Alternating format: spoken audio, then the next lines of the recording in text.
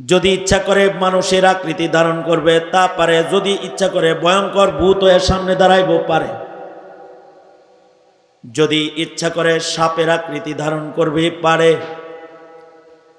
এ কারণেই আল্লাহর রাসূল বলেছেন, কারণ নবীরা কিন্তু শুধুই মাত্র জিনদের মানুষের জন্য নবী না, নবীরা কিন্তু যুগে যুগে জিনদের জন্য নবী।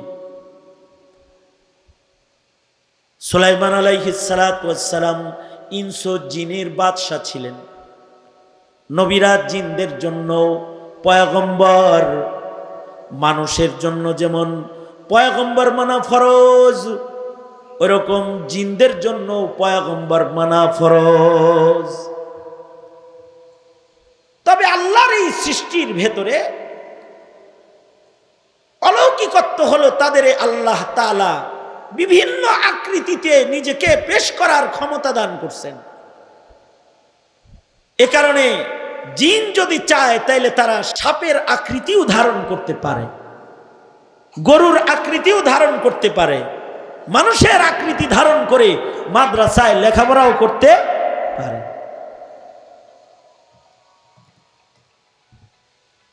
এ কারণে আল্লাহর রাসূল বলেন যে তোমরা তোমাদের ঘরের ভেতরে যদি কোনো সাপ দেখো সরাসরি তাকে আঘাত করবে না, নবীজির পক্ষ থেকে নিষেধ আছে।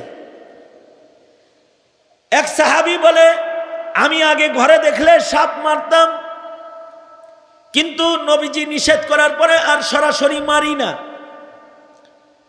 আমি ঘরে ঢুইকা আগে বলি, আয় তুই কি সাপ না জিন?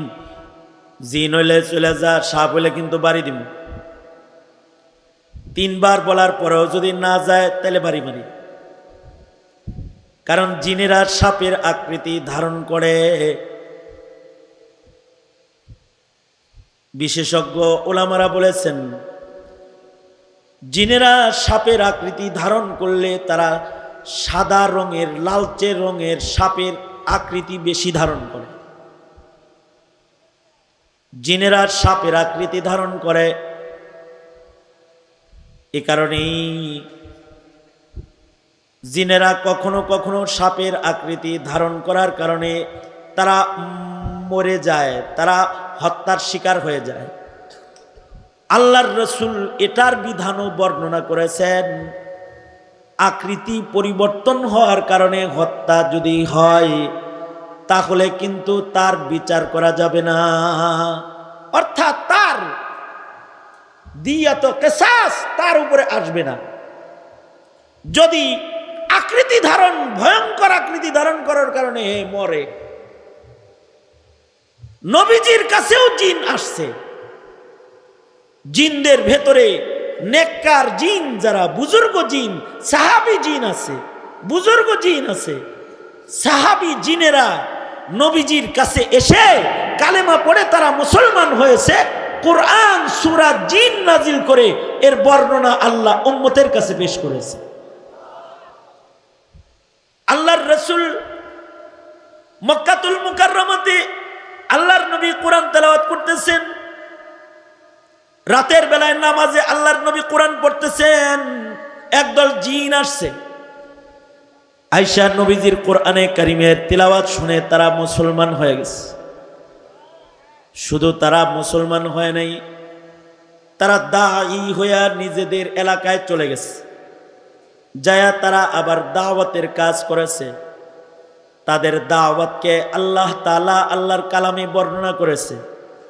তারা নিজেদের রাজ্যে গিয়ে বলেছে, ইন্না সামি'না কুরআনান আজাবা। তারা অন্য জিনদেরকে বলছে, এই নিজের মন গড়া আর চলিস না, আমাদের চলার বিধান আজব কোরআন কিন্তু জমিনে এসে গেছে। আমরা কিন্তু মক্কায় কোরআন শুই না, কালেমা পড়ে মুসলমান। আল্লাহু আকবার। এই জিনেরা আবার দাওয়াতের কাজও করেছে। রিওয়ায়াতে আছে আল্লাহর নবী 2 বার জিনদের দাওয়াতে ওয়াজ করতে জিনদের রাজ্যে গেছে। আমরা যেমন হুজুর দাওয়াত দেন, ওয়াজ করেন, জিনেরা আল্লাহর রাসূলকে দাওয়াত করে নিজের এলাকায় নিয়ে গেছে।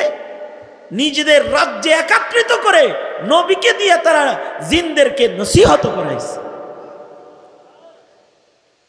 আল্লাহর রাসূল যখন নসিহত করতে গেছেন তখন এই জিনেরা আবার রাসূলকে বলে, আল্লাহর নবী আপনি আপনার উম্মতকে হাড্ডির দ্বারায় ইস্তেনজা করতে মানা করবেন।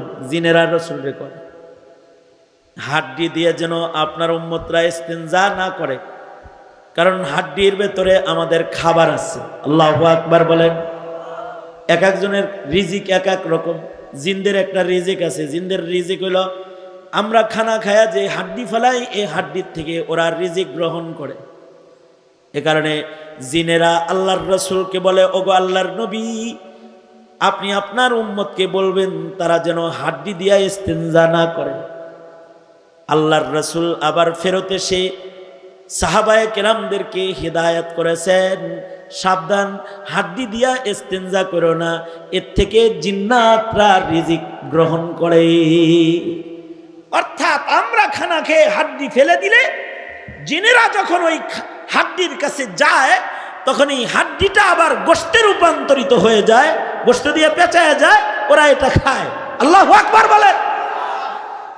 আল্লাহ এক একজনের রিজিক, যার রিজিক যেভাবে দেওয়া দরকার তার রিজিক আল্লাহ সেভাবে দান করে। তো সরওয়ারে দো আলম নবী হেদায়াত করেছেন যে জিনদেরকে মারবা না। আমাদের আকাবির বুজুর্গরা কেউ কেউ আছে সাপ মারতে যায় জিন মারা ফেলাইছে। যেমন শাহ ওয়ালিউল্লাহ মুহাদ্দিসে দেহলভী রহমাতুল্লাহি আলাইহি, ওনার ব্যাপারে আছে উনি তাহাজ্জুদের নামাজ পড়তেছেন আর সাপ একটা জিন একটা সাপের আকৃতি ধরে ওনার সামনে এসে ফোনা ধরছে। পাশে লাঠি ছিল, উনি লাঠির দ্বারায় বাড়ি মারছেন। যখনই বাড়ি মারছেন সাপটা মরে গেছে, আসলে ওটা জিন ছিল, জিন মারা গেছে। সাথে সাথে দুইজন পুলিশ বেশে এসে মুহাদ্দিসে দেহলভীকে গ্রেফতার করে জিনদের রাজ্যে লয়ে গেছে।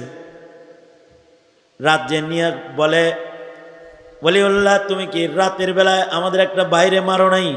কয় না মারি নাই। না মারছ, লাঠি দিয়ে বাড়ি দিছ না? না আমি মারি নাই, আমি সাপ মারছি। ওটা সাপ ছিল না, ওটা জিন ছিল, ওটা আমাদের ভাই ছিল। এই যে যার জানাজা তৈয়ার করা হয়েছে তুমি লাঠি দিয়া মারছো, এটা তার জানাজা। আর ওই যে বয়োবৃদ্ধ যিনি কান্তাছেন উনি হলেন আমাদের মুসলিম জিনদের রাজা বাদশাহ। ওনার সন্তানরা তোমার কাছে হাদিস পড়ে, যারে তুমি বাড়ি দিয়া মারছো সে তোমার ইলমে হাদিসের ছাত্র। বাচ্চা মানুষ সাপের আকৃতি মনে চাইছে আর ধারণ করছে, আর তুমি বাড়ি দিয়ে তারে মারলা। তোমাদের শরীয়তে কেউ যদি কাউকে মারে তার বিচার কি?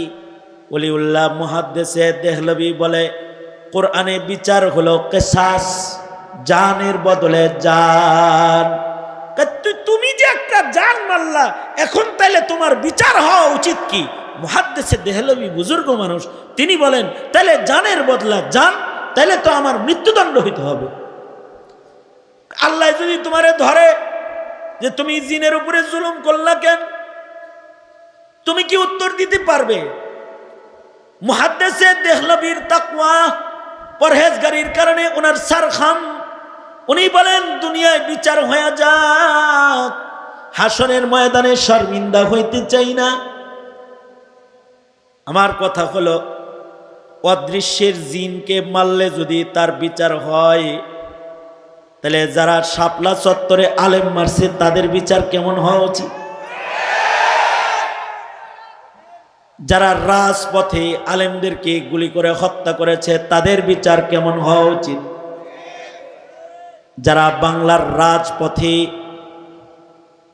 গুলি করে করে পাখির মতো গুলি করে করে এই বিগত দিনের আন্দোলনগুলোতে কালিমাওয়ালা সন্তানগুলারে মারছে, এই এক একটা কালিমাওয়ালার কত দাম, এক একটা কালিমাওয়ালার কত দাম। কালিমাওয়ালা মুসলমান মুমিনের দাম আহলুস সুন্নাতি ওয়াল জামার আকীদা হলো কালিমাওয়ালা একটা মুমিনের দাম ফিরিস্তার চাইতে বেশি। সাধারণ ফিরিস্তা যারা আছে তাদের চাইতে সাধারণ কালেমাওয়ালার দাম বেশি। সুবহানাল্লাহ আগামীকালকে বললেন। আমার একটা সন্দেহ যে আপনারা আওয়াজ শোনেন না, আল্লাহ জানে। আপনারা শোনেন, আমি যখন বলি তখন শোনেন না দেরিতে শোনেন, সাথে সাথে শোনেন, নরেন সরেন নাকি? সুস্পষ্ট একটা কথা, একটা আকীদা বলতেছি আমি, এটা একটা আহলুস সুন্নাতি ওয়াল জামার একটা আকীদা।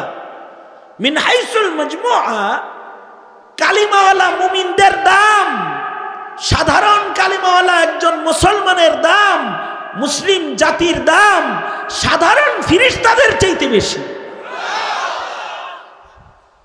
এটা সস্তা কথা না কিন্তু, কারণ আল্লাহর সৃষ্টির শ্রেষ্ঠকে মানুষ, শ্রেষ্ঠকে জোরে বলেন, আরো জোরে আওয়াজ করে বলেন। সৃষ্টির শ্রেষ্ঠ তো মানুষ, সুতরাং কালিমাওয়ালা মুমিনদের দাম সাধারণ মুমিনদের দামও আল্লাহর কাছে সাধারণ ফিরিস্তাদের চাইতে অনেক বেশি। এই কারণে সবচেয়ে ছোট মুমিন যেটা,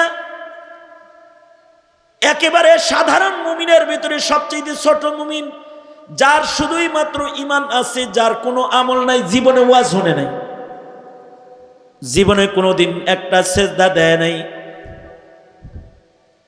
জীবনে কোনোদিন কোরআন তেলাওয়াত করে নাই, তবে তার ভিতরে ঈমান আছে, লা ইলাহা ইল্লাল্লাহ মুহাম্মাদুর রাসূলুল্লাহ। এই সাধারণ মুমিনটাকে জান্নাতে নেওয়ার জন্য আল্লাহ তাআলার রহমত এত ব্যাকুল হয়ে যাবে যে আল্লাহ তাআলা বান্দাকে জান্নাতে নেওয়ার জন্য নিজে অভিনয় শুরু। আল্লাহু আকবার, আরো আস্তে করে বলেন, এই সবাই মিলে জোরে আওয়াজ করে বলেন আল্লাহু আকবার। কারণ আমাদের সবার মুখে আছে লা ইলাহা ইল্লাল্লাহ মুহাম্মাদুর রাসূলুল্লাহ। সমস্যা, আমার সমস্যা হয়, আমার সমস্যা হয় তোমাদের জন্য। তোমরা যাও গা, আমি 2 মিনিট সময় দিলাম, আমি আজকে বয়ান করব, রাত 12টা বাজছে 12:30 বাজছে, এটা আমি বুঝি না। আমি আজ বয়ান করব, 2 মিনিট সময় দিলাম, যারা যাবেন তারা চলে যাবেন, আর তোমরা উঠে যাও সামনে থেকে, আমার নাকের সামনে থেকে সরো, পিছনে যাও। এই পিচ্চিরা উঠো, এই ছাত্ররা তোমাদেরকে বলছি, তোমরা যারা কথা বলো, নাকের ডগায় বসে বসে কথা যারা বলো, এখান থেকে সরো, আল্লাহকে ওয়াস্তে পিছনে যাও। রাত 12:30 বাজে, আমি কথা বলতেছি, তুমি কি তামাশা মনে করো তোমরা এটাকে?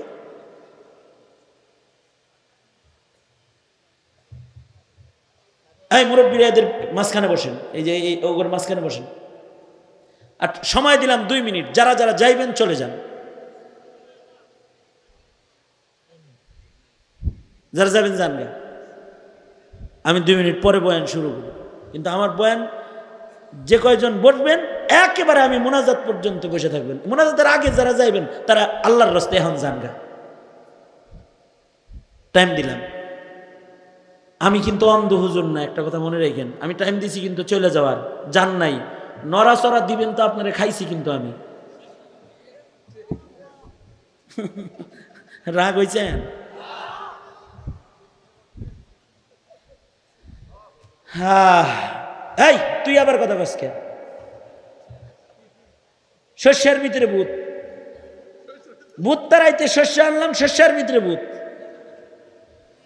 আবার দুনো হাত উপরে, যেহেতু আওয়াজ শুনবেন তো তরতাজা থাকেন, আওয়াজ করে জোরে বলেন সুবহানাল্লাহ, আরো জোরে বলেন আলহামদুলিল্লাহ, জোরে চিল্লায় বলেন আল্লাহু আকবার, আরো জোরে আওয়াজ করে বলেন আল্লাহু আকবার। হাত নামান। আমার আলোচনায় আজকে আপনাদের কিছু সিদ্ধান্ত নেওয়ার কথা আছে ইনশাআল্লাহ, যদি আল্লাহ চান। সুতরাং আমার সাথে থাকেন, একটু তাজা থাকেন, তাহলে মনে থাকবো, তাহলে সিদ্ধান্তটা আপনি নিতে পারবেন। এর আগে আপনার মূল্য আমি বলেছি। আপনি যদি বিশ্বাসের সাথে বলে থাকেন লা ইলাহা ইল্লাল্লাহ, তো এই মৌলবীরা এখানে হাজির আছে। আহলুস সুন্নাতি ওয়াল জামার আকীদা হলো আপনার মতো একটা কালিমাওয়ালার মূল্য সাধারণ ফিরিস্তার চাইতে অনেক বেশি আসমানের মালিকের কাছে, অনেক বেশি। এই কারণেই হাদিস মুসালসাল বিযিহক, যেটা এই কারণে আল্লাহ তাআলা সবচেয়ে ছোট কালিমাওয়ালাকে জান্নাতে ঢুকানোর জন্য নিজে অভিনয় করবে। অভিনয়টা কার পক্ষ থেকে হবে? জোরে আওয়াজ করে বলেন, কার পক্ষ থেকে হবে? আপনার পক্ষ থেকে না, কিন্তু আল্লাহর পক্ষ থেকে অভিনয়টা হবে।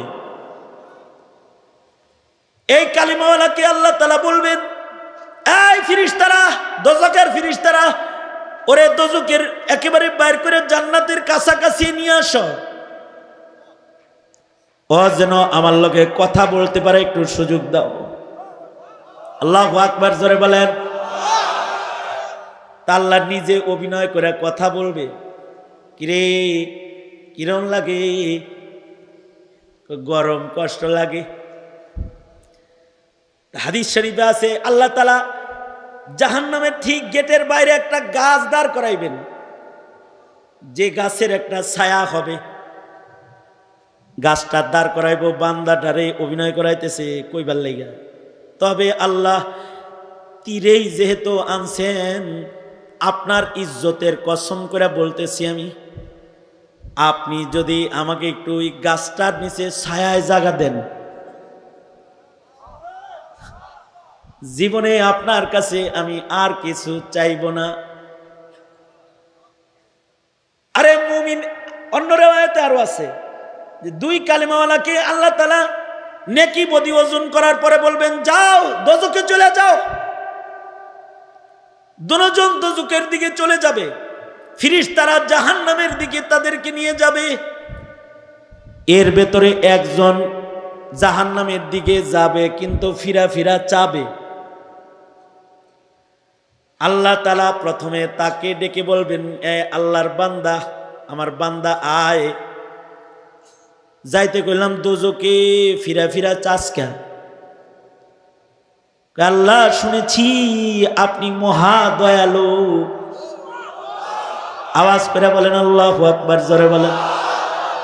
আলেমদের মুখে শুনছি আপনি মহা দয়ালু। মহান দয়ালু মালিকের দিকে ফিরা ফিরা বারবার চাই, যদি তার কোনো দয়া আবার পাই আল্লাহ তাআলার সাথে সাথে বলবেন, আমার দয়া আমার রহমতের উপরে তোর এতেমাদ এত, যা তোর ঈমানের কারণে তোকে দোজখে ফেললামই না, যা তোকে জান্নাত দিয়ে দিলাম। কারণ আমাদেরকে সবচেয়ে বেশি মোহাব্বত করে কে? জোর হলো না, আরো জোরে। সবচেয়ে বেশি মোহাব্বত করে কে? নাকি হাসিনা? হাসিনা তো ভাবলা যে হে সবচেয়ে বেশি মোহাব্বত করে, আর হের দলের লোকেরা যারা আছে হেরা মনে করে যে আসলেই মনে হয় বুবু আমাকে খুব মোহাব্বত করে, এজন্যে হে হে করে ফোন করে কয় আইতাছি, আর হেরা কয় আপা আসেন। আমরাও বলি আসেন আসেন, আয়া পড়েন।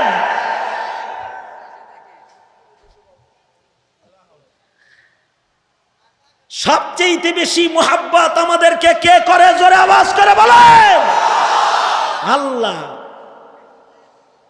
আল্লাহ তাআলা বলবেন, বান্দা আমার রহমতের উপরে যেহেতু তোমার এত এতেমাদ, যাও তোমারে মাফ করে দিলাম, দোজখে তোমারে ফেললামই না, সিধা জান্নাত দিলাম। আল্লাহু আকবার। আর একজন যেটা যাইতে থাকবে, এটা খালি যাইতে থাকবে। এবার দোজখের ভিতরে ঢুকায় ফেলবে ফেরেশতারা। আল্লাহ তাআলা পেছন থেকে বলবে, ফেরেশতারা থামাও আমার বান্দারে। ডেকে বলবে, আয় বান্দা এদিকে আয়। তোর পাশেরটারে ডাক দিলাম, আমার দিকে চাইলো, তুই দেখি আমার দিকে তাকাইলিও না, তুই দেখি খালি সামনের দিকে যাস। বান্দা তখন বলবে, আল্লাহ, দুনিয়াতে মৌলবীরা নামাজ পড়তে কইছে পড়ি নাই, রোজা রাখতে কইছে রাখি নাই, সুদ ছাড়তে কইছে সারি নাই, ঘুষ ছাড়তে কইছে সারি নাই, তোমার একটা হুকুমও দুনিয়াতে আমি মানি নাই। কালিমা ছাড়া তোমার হুকুম মানার কোনো সম্বল আমার নাই। আজকে তুমি হুকুম করেছো দোজখে যাইতে, আল্লাহ, তোমার এই একটা হুকুমও যদি আমি না মানি, বান্দা কেমনে দাবি করবো নিজরে? এ কারণে আল্লাহ, আমি পেছনের দিকে তাকাই না তোমার হুকুম তামিল করতে। আল্লাহ তাআলা বলবেন, আমার হুকুমের প্রতি তোর এত এত শ্রদ্ধা, এত আজমত, এত শানওয়ালা বিশ্বাস, তাহলে তুই গুনাহ যা করছস আসলে দুঃখাই ফিরে করছস। যা আমার রহমতের জোয়ারে দোষ পয়দা হয়েছে, আমি তোর জিন্দগির গুনাহগুলো মাফ করে তোকেও বিনা হিসাব জান্নাত দিলাম।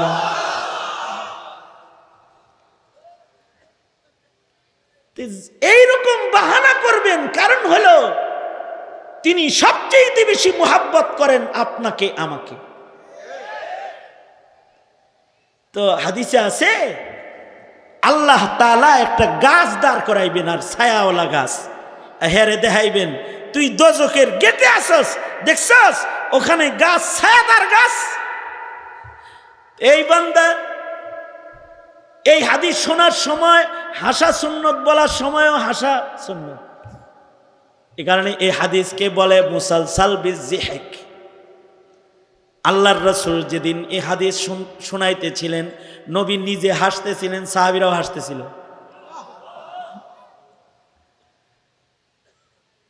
গাছ একটা গজাইছে, বান্দা আল্লাহর কাছে আল্লাহর জাত আর জালালের কসম খায় কয়, ও আল্লাহ, আপনার জাতের কসম, খালি ভিতরের থেকে একটু বাইর কইরা যেহেতু কথা বলার সুযোগ দিছেন, এই গাছটার নিচে একটু বসতে জায়গা দেন, আর কিছু চামু না। আল্লাহ তাআলা বান্দাকে এই গাছের নিচে জায়গা দিবেন, কিন্তু এই গাছের কাছে বসলেও দোজখের গরম বাতাস লাগে। আল্লাহ তাআলা জান্নাতের বাইরে আরেকটা গাছ দাঁড় করাইবেন। কতক্ষণ পরে আবার বান্দা বলবে, ওগো আল্লাহ, দোজখের এই পারে এক গাছের ছায়া, ওই পারে তো আর এক গাছের ছায়া আছে, আল্লাহ এখানে তো গরম লাগে, জাহান্নামের আগুনের গরম লাগে। আপনার জাতের কসম কইরা বলি, আল্লাহ আমার এখান থেকে সরায় একটু ওই গাছের ছায়ার নিচে একটু জায়গা দেন। বদরুদ্দিন আইনি রহমতুল্লাহ আলাইহি বলেন, বান্দাকে আল্লাহ তাআলা জাতের কসম খেলে আবার সামনে দিবে। এবার এমন জায়গায় গেছে, জান্নাতের গেটগুলা দেখা যায়, জান্নাতের নাজ নিয়ামত গুলা দেখা যায়। এবার এটা দেখা বান্দা বলবে, আল্লাহ, এত দূরের থেকে স্পষ্ট দেখি না, ভোগ নাই করলাম, চোখের মজাটা লই, গেটের কাছে একটু কি যাওয়া যায় না? জাত আর জালালের কসম করে বলতেছি, জীবনে আর কিছু চামু না। আল্লাহ তাআলা সর্বশেষ যাকে আল্লাহর জান্নাতে ঢুকাইবেন, তাকে এবার জান্নাতের গেটের কাছে জায়গা দিলে শেষ বেলায় বলবে, আল্লাহ আপনার জাতের কসম করে এ পর্যন্ত আসছি, আর কি দয়া হয় না? আর কি দয়া হয় না? তো আল্লাহ তাআলা বলবেন, এতবার কসম খায়া খায়া এ পর্যন্ত আসলি, বল বান্দা এখন তাহলে কি চাস? এবার বান্দা বলবে, আল্লাহ আপনি আমারে যদি আল্লাহ জিগাই তো কি চাস, কি চাইবেন, কদ্দুর চাইবেন? স্বর্ণের একটা ঘর দেন, কোটি টাকার গাড়ি দেন, এতটুকু নিত। আরো অনেক কিছু, চারখান বউ দেন সুন্দর সুন্দর, আরো অনেক কিছু কিছু প্রপার্টি দেন, বাগান বাড়ি দেন, এগুলো চায় চায় নিলেন। এটা তো তুচ্ছ। বান্দারে চাইতে কইছে, বান্দা চিন্তা করতেছে আমারে দোজখ থেকে জান্নাতের ভিতরে একটা চেয়ার দিলে আমি খুশি হই, আর সেখানে আমারে কয় তুই কি চাস? বান্দা তখন বলবে বেশি কিছু চাই না, ভিতরে একটু একটু জায়গা দিলেই চলে আমাকে। এবার আল্লাহ তাআলা বলবেন তুই ভিতরে খালি জায়গা চাইছিলি, তুই যেহেতু আমার ঈমান আর তাওহীদ লালন করেছিস, মুমিন হিসাবে যেহেতু তুই তোর নামটাকে খাতায় লেখায় রেখেছিস, আমি আল্লাহ তোর উপরে খুশি হয়ে গেলাম, সারা দুনিয়ার 10 গুণ তোরে দিয়ে দিলাম, এমন জান্নাত তোরে দিলাম যে জান্নাত এই দুনিয়া যেটার পেছনে পাগল হয়ে ঘুরছস ওই দুনিয়ার 10 দুনিয়ার সমান জান্নাত দিলাম। আল্লাহর রাসূল সাল্লাল্লাহু আলাইহি ওয়াসাল্লাম এই হাদিস পড়াইতে যে হাসছেন যে রবের মায়া কত, দয়া কত, আর একটা কালিমাওয়ালার দাম কত। একটা কালিমাওয়ালার দাম সাধারণ কালিমাওয়ালা মুসলমানদের দাম সাধারণ ফিরিস্তার চাইতে বেশি। তাহলে নায়েবে নবীর দাম কত? হ্যাঁ হ্যাঁ, জিন মারলে যদি, অদৃশ্যের জিন মারলে যদি বিচার হয় কিসাস, শাহ ওলিউল্লাহ মুহাদ্দিসে দেহলভী কিসাস নেওয়ার জন্য উনি দাঁড়ায় গেছেন হাসরের মাঠে। তিনি বেজ্জত হইতে চান না। জাতি বিচার করো, তাহলে হাসিনার কল্লা কতবার কাটা দরকার, কতবার কাটা দরকার। আর হাসিনার দোসর যারা হুকুম দিয়ে দিয়ে গুলি করে করে মানুষ হত্যা করেছে তাদের বিচার আল্লাহ কি করবেন তাইলে? আর দুনিয়ায় তাদের বিচার তাইলে কেমন হওয়া দরকার? কারণ এই জুলমের বিচার আল্লাহ তাআলা করবেন। মানুষকে আল্লাহ তাআলা জুলুম করার জন্য বানান নাই, মানুষকে আল্লাহ তাআলা ইবাদত করার জন্য বানাইছে। ইবাদত। শাহ ওলিউল্লাহ মুহাদ্দিসে দেহলভী রাহমাতুল্লাহি আলাইহি তিনি স্বপ্নের ভিতরে বলতেছেন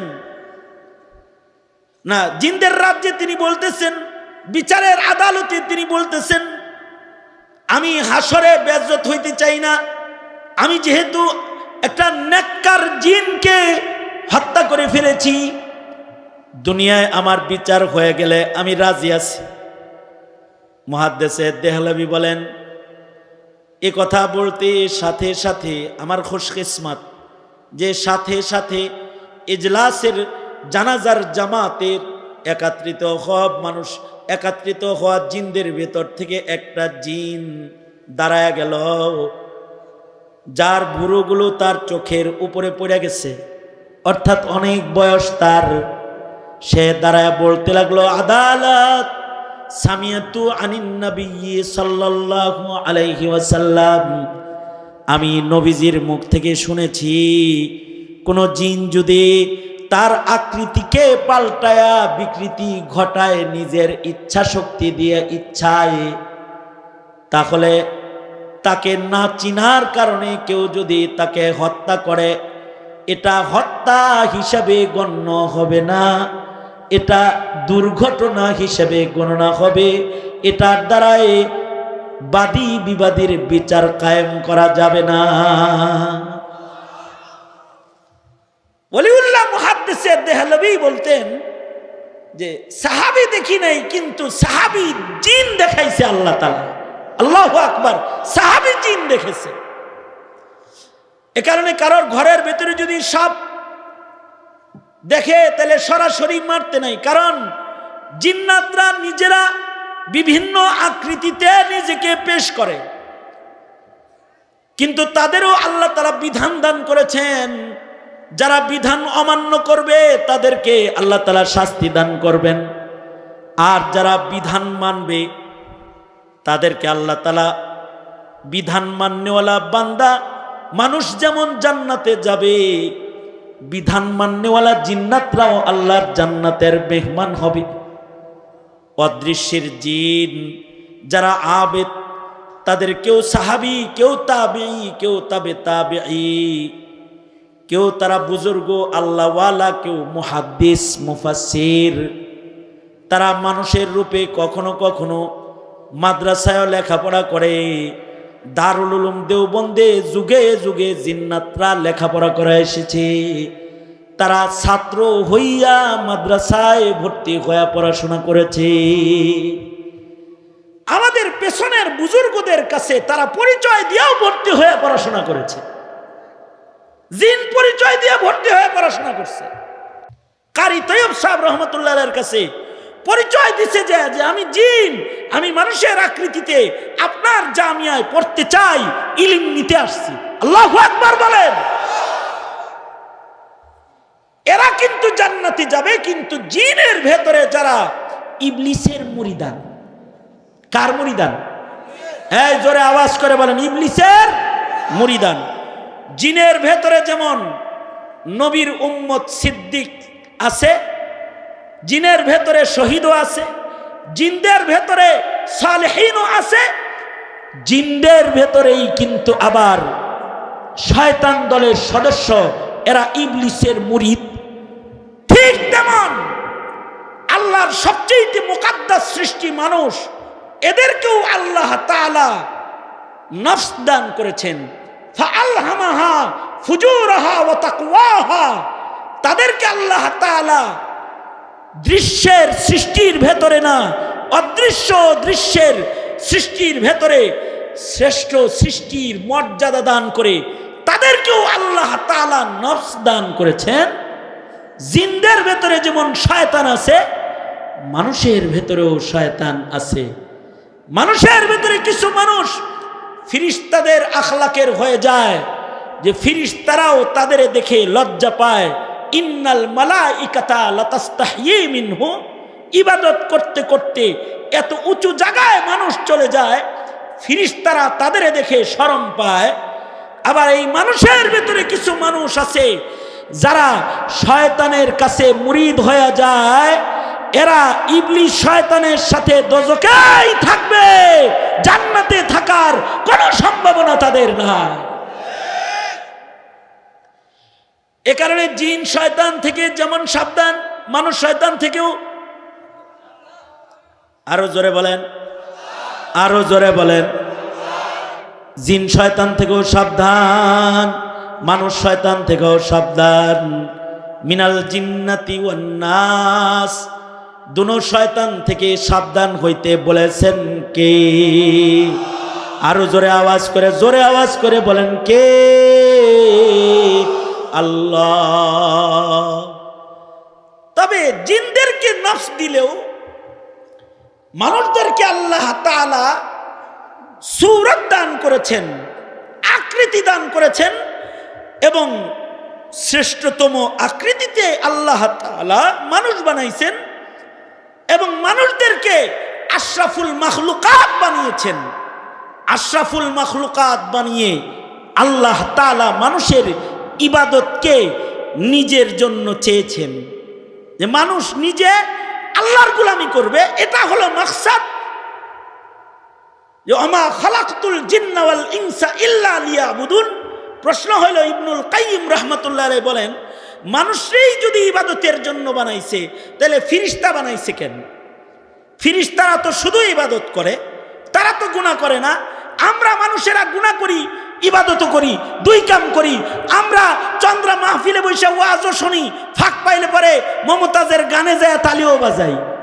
আইবি সাহেবের বাড়িও সিঙ্গার, হের বাড়িও সিঙ্গার। মনে চাইলে মমতাজের গান শুনে বেড়াই, মনে চাইলে ওয়াজ শুনে বেড়াই, দুটো কাম করে বেড়াই। তা আমাদেরকে ইবাদতের জন্য বানায়া আমাদের মর্যাদা বাড়াইলো কেমনি?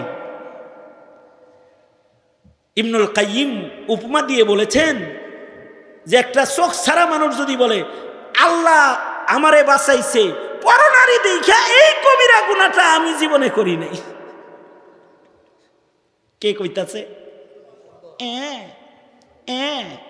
মিয়া ভালো করে কও মিয়া, কে বলতেছে?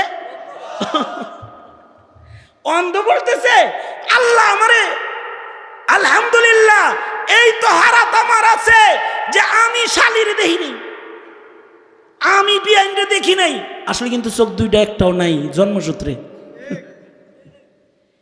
এইটা কোনো অন্ধের যেমন বাহাদুরি না।